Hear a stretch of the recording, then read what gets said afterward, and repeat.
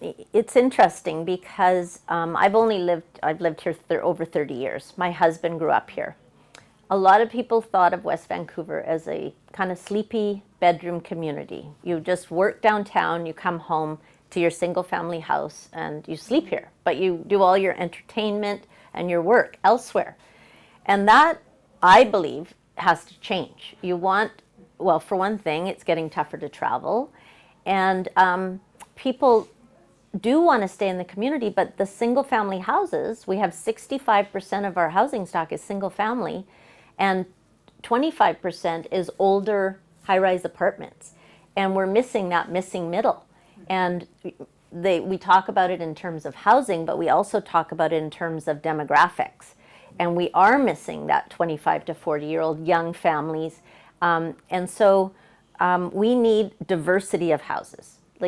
And we approved last year as well. I think it was last year, maybe it was the year before, adding 10 extra floors to Park Royal. And those will be all rental buildings. But we thought we get one chance to do this, and another 5 floors on the 2 towers really hasn't impacted the community. It's where our best transit is. It's where jobs are. So we recognize that we need about 250 units a year to meet our estimates of what the population's going to be. And that's in our official community plan. So 200 units a year, 50 of which should be rental, and smaller units. And another good example is out by Horseshoe Bay. In fact, it's on Monday's council meeting. It's called Talentless Gardens. So they're taking 4 lots, and there was a church there that the diocese sold, and they're going to put 10, they're proposing 10 townhouse type houses there, which by definition, again, will be less expensive than a single family house.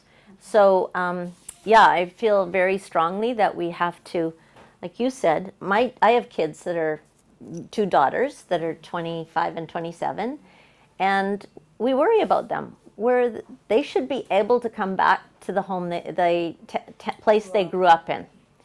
And then we have people that want to downsize. They want to sell their older home. They want to travel. They want turnkey, and they're all going to Lower Lonsdale because we don't have the type of housing, the townhouses that people want, that ground-oriented.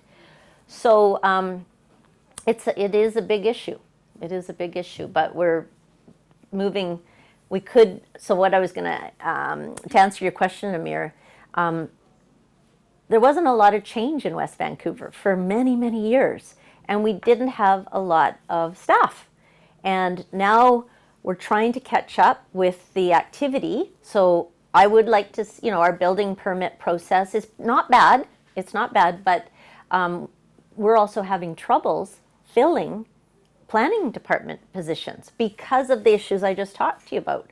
So we have vacancies in our engineering department, in our planning department, because again, people would rather live close to where they're going to work rather than commute here. So we're cognizant that we don't want people, because time is money. We don't want people to have to wait too long.